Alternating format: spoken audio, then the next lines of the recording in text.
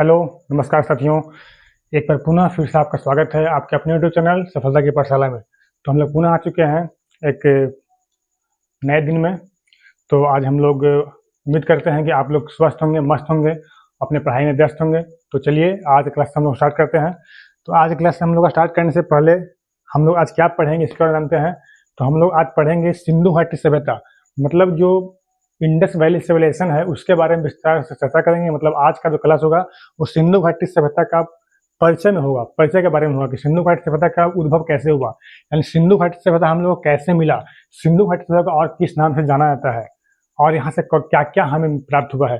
तो चलिए, अगर आप चैनल पर नए हैं तो सब्सक्राइब कर लीजिए, अपने दोस्तों के साथ शेयर कर दीजिए। तो हम लोग आज क्लास स्टार्ट करने से पहले पिछले क्लास का हम लोग पहले रिकैप करते हैं कि पिछले क्लास में हम लोगों ने क्या क्या पढ़ा था। तो पिछले क्लास में हम लोग पढ़ा था, सबसे पहले पढ़ा था पाषाण काल के बारे में कि पाषाण काल कितने वर्ग में बांटा गया है। तो हमने बताया था कि पाषाण काल को 3 वर्ग में बांटा गया है, पूरा पाषाण काल, निम्न पाषाण काल और मध्य पाषाण काल। उसके बाद हम जाना था कि जो पाषाण काल के बाद हम लोगों ने पढ़ा किस प्रकार से नव पाषाण काल में मानव जो है खाद्य संग्राहक से खाद्य उत्पादक की ओर बढ़ता है और मानव एक अस्थायी बस्ती के रूप में रहने लगता है, मतलब एक झुंड के रूप में एक जगह पर रहने लगता है। और मानव जो है किस प्रकार से कृषि करना शुरू कर देता है, किस प्रकार से आग का आविष्कार हुआ था, प्रयोग आविष्कार हुआ था, हम लोगों ने पहले जान चुके हैं। तो आज हम लोग पढ़ेंगे सिंधु घाटी सभ्यता के बारे में, सिंधु घाटी सभ्यता क्या है।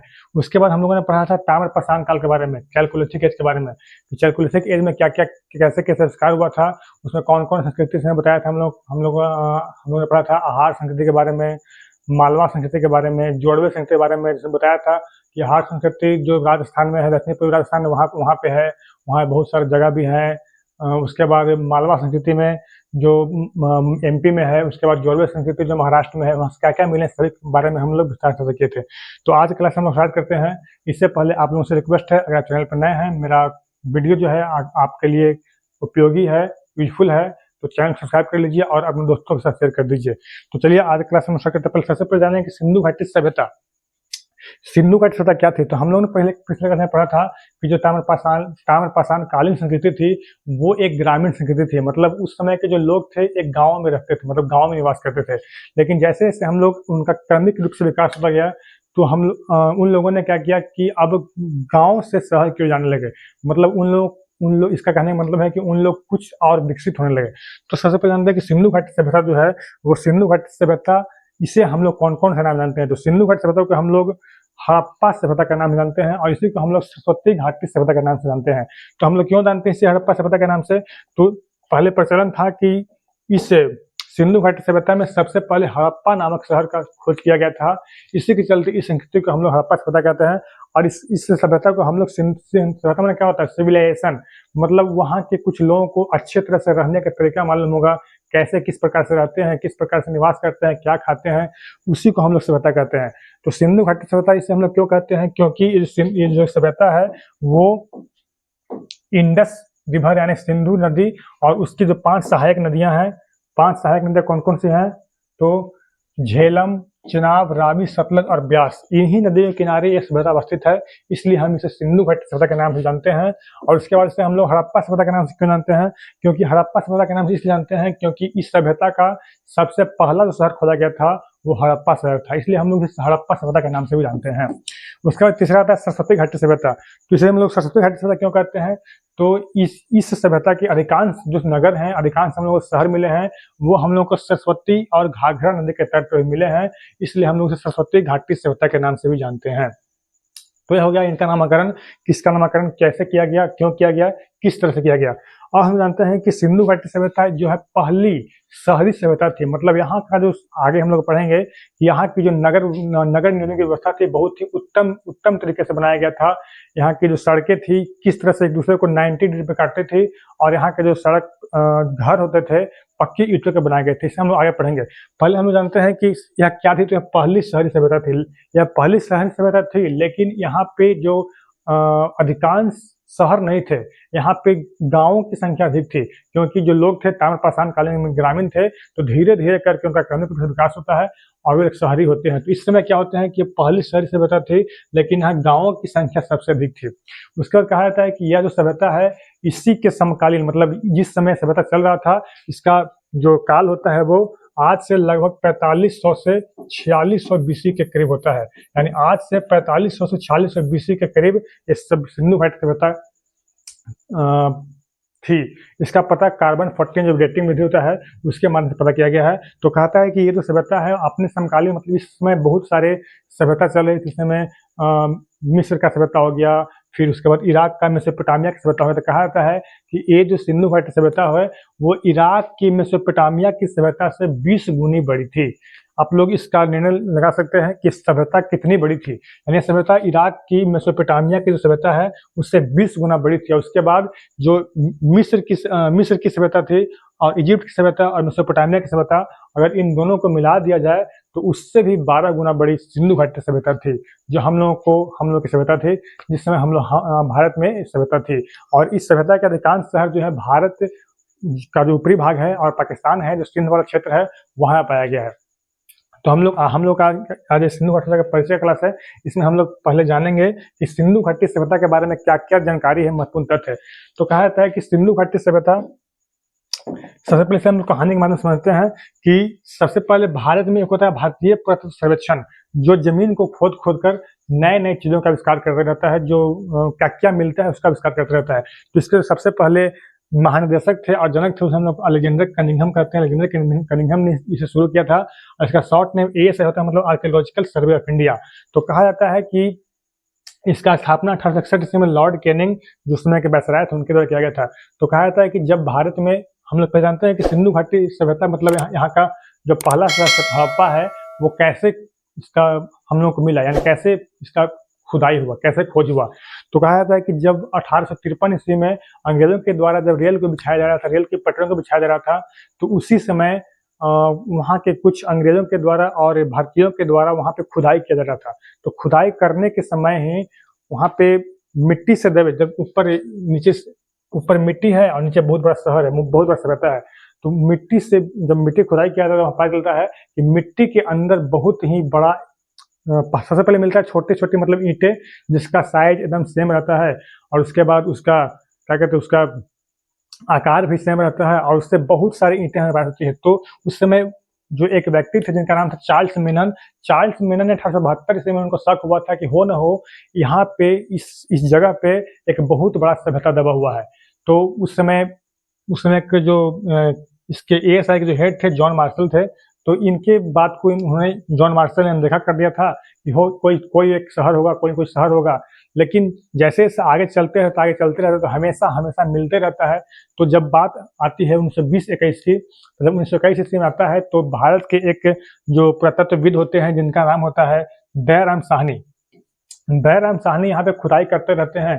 तो दयाराम साहनी को देखते हैं कि दयाराम साहनी जब उस खुदाई करवाते रहते हैं तो देखते हैं कि वहाँ से मिट्टी के नीचे पक्की ईंट, मतलब बहुत अच्छी तरह की ईंट यहाँ पे मिलती है।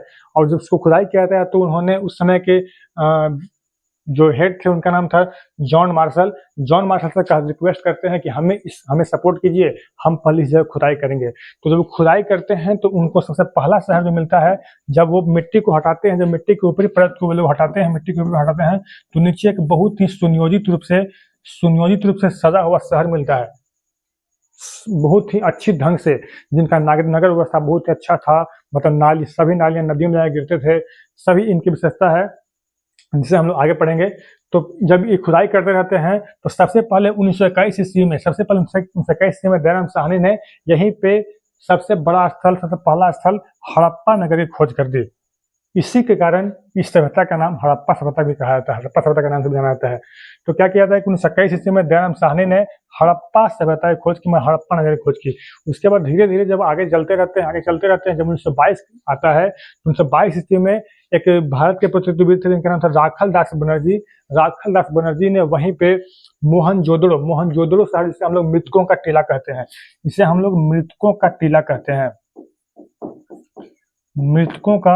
टीला कहते हैं, इसका खोज राखल दास बनर्जी ने किया 1922 ईस्वी में। इस प्रकार से वहां पे धीरे धीरे बहुत सारे शहर, जिसमें कालीबंगा हो गया, लोथल हो गया, धौलावीरा हो गया, बहुत सारे शहर का धीरे खोज होता गया और इतना खोज होता गया कि बहुत बड़ा एक सभ्यता का हम लोग को विस्तार मिल गया। मतलब बहुत बड़ा सभ्यता, मतलब उस समय से लगभग छब्बीस ईसा पूर्व का बात है कि उस समय बहुत बड़ा एक शहर का खोज हो गया, जिसी को हम लोग सिंधु घाटी सभ्यता कहते हैं। सिंधु घाटी सभ्यता जो है वो सिंधु नदी और उसके सहायक नदियों के आसपास है, इसी के कारण इसे हम लोग सिंधु घाटी सभ्यता जानते हैं। अब हम लोग आगे चलते हैं तो एक इतिहासकार थे जिनका नाम था स्टुअर्ट पिगट। स्टुअर्ट पिगट ने हड़प्पा और मोहनजोदड़ो को जुड़वा राजधानी की संज्ञा दी थी। बहुत बार क्वेश्चन पूछा गया है, जुड़वा राजधानी हड़प्पा और मोहनजोदड़ो किसने कहा था? तो इतिहासकार थे जिनका नाम था स्टुअर्ट पिगट। इन्होंने इसे जुड़वा राजधानी कहा था। अब हम लोग आगे चलते हैं कि जब सिंधु घाटी सभ्यता का पहला नगर खोला गया तो उसका नाम था हड़प्पा। इसका लंबाई कितना था, इसका कितना साउथ से ईस्ट, साउथ से वेस्ट, साउथ से नॉर्थ और ईस्ट से वेस्ट इसका लंबाई कितना था? तो जब दयाराम साहनी के द्वारा इसका खोज किया गया तो जब इसका पता किया गया तो इसका जो लंबाई था, इसका जो लेंथ था वो ईस्ट से वेस्ट यानी पूर्व से पश्चिम इसका लंबाई 1600 किलोमीटर तक था, 1600 किलोमीटर। और उसके बाद नॉर्थ टू साउथ मतलब जो दक्षिण से उत्तर से दक्षिण 1100 किलोमीटर तक इसका लंबाई था, ये हड़प्पा शहर का। उसके बाद एक इतिहासकार थे वी गार्डन चाइल्ड ने कहा कि ये जो सभ्यता है यह भारत की सभ्यता नहीं है, ये मेसोपोटामिया की जो सभ्यता है, इराक की जो मेसोपोटामिया सभ्यता है उसका कार्बन कॉपी है। मतलब वहां से उस सभ्यता का कार्बन कॉपी है। इसको किन्होंने कहा? तो वी गार्डन चाइल्ड ने कहा। वी गार्डन चाइल्ड ने कहना था कि ये जो सभ्यता है सिंधु घाटी सभ्यता है, भारत की सभ्यता नहीं है, क्योंकि उन लोगों को हजम नहीं हो पा रहा था कि इतना साल पहले भी भारत एक बहुत ही बड़ा, बहुत ही सुनियोजित तरीके से यहाँ पे शहर बसा हुआ था। तो उन्होंने कहा कि वी गार्डन चाइल्ड ने कहा कि ये जो सभ्यता है वो मेसोपोटामिया सभ्यता एक कॉपी है, मतलब उसका नकल किया गया है। तो उन्होंने किस आधार पर कहा? तो उनका सबसे पहला आधार था, उन्होंने कहा कि यहाँ पे चबूतरा का होना, मतलब उस समय उस काल में चबूतरा उस मेसोपोटामिया की सभ्यता में था और भारत का जो सभ्यता है यहाँ भी चबूतरा हम लोग को मिला था, उन लोगों को मिला था। तो इन्होंने कहा कि ये चबूतरा का होना हो न हो दर्शाता है यह मेसोपोटामिया की सभ्यता का नकल है। उसके बाद दूसरा स्थापत्य शैली का मतलब होता है निर्माण, मतलब बड़े बड़े मूर्ति का निर्माण करना, बड़े बड़े किसी प्रकार से शहर भवन का निर्माण करना, बहुत अच्छे मूर्ति का निर्माण करना, ये स्थापत्य शैली होता है। तो उन्होंने कहा कि ये स्थापत्य शैली उसमें मेसोपोटामिया की सभ्यता में थी, तो हो न हो वहाँ का नकल हो सकता है। इसी के आधार पर वी गार्डन चाइल्ड ने कहा था ये जो सभ्यता है वो मेसोपोटामिया की सभ्यता का नकल है, मतलब कार्बन कॉपी है। उसके बाद यहाँ पे मोम प्रणाली का उपयोग में क्या किया था कि अलग अलग प्रकार के आकृति और आकार बनाने के लिए यहाँ के लोग, इस संस्कृति के लोग, इस सभ्यता के लोग मोम प्रणाली मतलब किसी प्रकार का आकार बना के उसमें मोम डाल के आकृति का निर्माण करते थे। उन्होंने कहा कि ये तो मेसोपोटामिया में होता था, तो इसके आधार पर उन्होंने इसे कार्बन कॉपी मेसोपोटामिया कहा। उसका मातृशक्ति की भूमिका, यहाँ पे उन्होंने कहा कि यहाँ पे मातृशक्ति की भूमिका मतलब यहाँ पे माता का ज्यादा महत्व दिया गया है, इसके चलते उन्होंने कहा कि मेसोपोटामिया की सभ्यता का कार्बन कॉपी। उसका भवन निर्माण शैली भी कहा, और लिपि का होना, यहाँ से कुछ लिपियां भी मिली हैं जो आज तक किसी भी प्रत्यक्षविद के द्वारा, किसी भी इतिहासकार के द्वारा आज तक नहीं पढ़ा गया। तो लिपि का होना भी ये दर्शाता है कि ये जो सभ्यता है वो किसका कार्बन कॉपी है? तो ये मेसोपोटामिया की कार्बन कॉपी। ये किसने कहा? तो वी गार्डन चाइल्ड ने कहा। उसका माप तौल प्रणाली का होना, मतलब यहाँ पे माप तौल का प्रणाली था, 16 के गुणक में था, 16, 32 इस प्रकार, 16, 32, 48, 64 इस प्रकार से था। तो यहाँ पे माप तौल प्रणाली भी उन्होंने कहा कि माप तौल प्रणाली है, ये मेसोपोटामिया की सभ्यता का कार्बन कॉपी है, मतलब मेसोपोटामिया की सभ्यता का कार्बन मतलब कॉपी है, मतलब नकल किया गया है।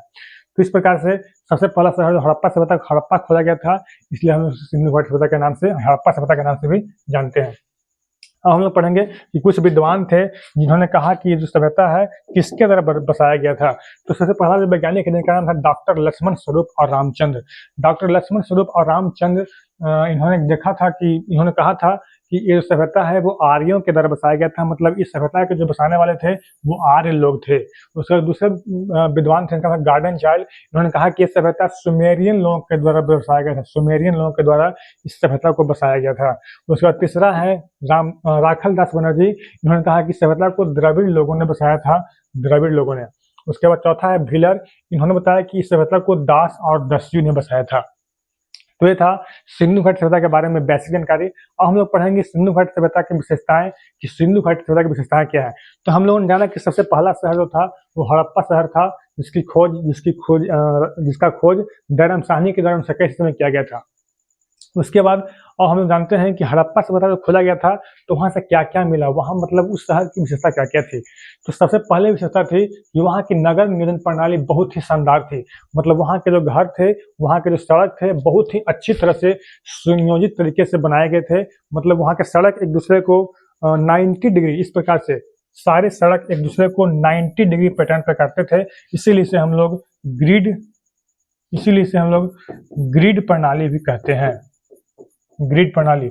उसके बाद इसके साथ-साथ इसकी विशेषता थी कि यहाँ के जो घर थे, वो घर पक्की ईंटों के बने थे। पक्की ईंट के यहाँ पे घर जितने बनाए गए थे, पक्की ईंट के बनाए गए थे, जबकि जो ताम्रपाषाण काल में थे, वहाँ पे कच्ची ईंट के घर के हमें प्रमाण मिलते हैं। यहाँ पे पक्की ईंट के घर के प्रमाण मिलते हैं। उसके इसी के साथ-साथ जो घर के जो खिड़कियाँ और दरवाजे थे, वो सड़क की तरफ न खुलकर इधर है, मतलब इसके सड़क के विपरीत दिशा में खुलते थे, क्योंकि उन लोगों को वहाँ पे सिक्योरिटी का भी चिंता था। इसके चलते उन लोगों ने अपने धूल से बचने के लिए, प्रदूषण से बचने के लिए अपना गेट सड़क की तरफ नहीं खोला था। उसके बाद दूसरा जो विशेषता है, उसे हम लोग कहते हैं यहाँ की जो जल निकासी प्रणाली थी, बहुत ही शानदार थी। इतना शानदार कि कुछ साल पहले जब मोहनजोदड़ो शहर है, मोहनजोदड़ो में जब बारिश हुई थी, वहाँ बहुत ज़्यादा बारिश हो रहा था, तो इतना ज़्यादा झमाझम बारिश हुआ कि पूरा पाकिस्तान पानी में डूब रहा था। लेकिन जो मोहनजोदड़ो है, मोहनजोदड़ो से पानी गायब हो जा रहा था। इसका कहने का मतलब है कि मोहनजोदड़ो में, यानी इस समय सिंधु घाटी सभ्यता के जो जितने भी शहर थे, वहाँ पे जो जल निकासी प्रणाली थी, वो बहुत ही शानदार थी। तो ये था सिंधु घाटी सभ्यता के बारे में परिचय। अब हम लोग अगले क्लास में पढ़ेंगे सिंधु घाटी सभ्यता का विशेषता, जानकारी, विस्तार से चर्चा कि हम लोग उस सिंधु घाटी हड़प्पा सभ्यता से, यानी हड़प्पा शहर से हमें क्या-क्या मिला है, वहाँ की स्थापत्य कला क्या थी, वहाँ की क्या-क्या विशेषता थी। उसके बाद हम लोग पढ़ेंगे कि नगर नियोजन के बारे में। उसके बाद हड़प्पा सभ्यता के लोगों की आर्थिक स्थिति के बारे में पढ़ेंगे। उसके बाद हम लोग शिल्प उद्योग के बारे में पढ़ेंगे। उसके बाद हड़प्पा सभ्यता के लोगों का सामाजिक और राजनीतिक जीवन के बारे में पढ़ेंगे। तो आज की क्लास यहीं पे समाप्त करते हैं। अगर आप लोगों को ये वीडियो समझ में आता है, वीडियो आप लोग को अच्छा लगा, मेरा कॉन्सेप्ट आपको समझ में आता है, तो चैनल सब्सक्राइब कर लीजिए और अपने दोस्तों को शेयर कर दीजिए। तो चलते-चलते हम लोग कुछ मोटिवेशनल लाइन देख लेते हैं। कहता है, जिंदगी जीना आसान नहीं होता, जिंदगी जीना आसान नहीं होता, बिना संघर्ष के कोई महान नहीं होता। जिंदगी जीना आसान नहीं होता, बिना संघर्ष के कोई महान नहीं होता। जब तक ना पड़े हथौड़े की चोट, जब तक ना पड़े हथौड़े की चोट, पत्थर भी भगवान नहीं होता, पत्थर भी भगवान नहीं होता। इसका कहने का मतलब है कि जिंदगी किसी को भी आसान से नहीं मिलता है। मतलब जिंदगी अच्छे से लाइफ व्यतीत करना आसान नहीं होता है। जब तक इसी प्रकार से कि जिस प्रकार से किसी पत्थर पे जब तक हथौड़ा से चोट नहीं किया, हथौड़ा से मार नहीं होता है, जब तक वो भगवान का रूप नहीं, तब तक भगवान का रूप मतलब उसका पूजा नहीं होता है। जब पत्थर रहता है तो फेंक दिया जाता है, लेकिन जब उसको हथौड़ा से मार के जब चोट सहता है, तो उसे जब किसी भगवान का रूप दे दिया जाता है, उसका पूजा किया जाता है। तो इसी प्रकार से हम लोग का लाइफ चलता रहता है। तो चलिए आज का संसार करते हैं, तब तक के लिए धन्यवाद।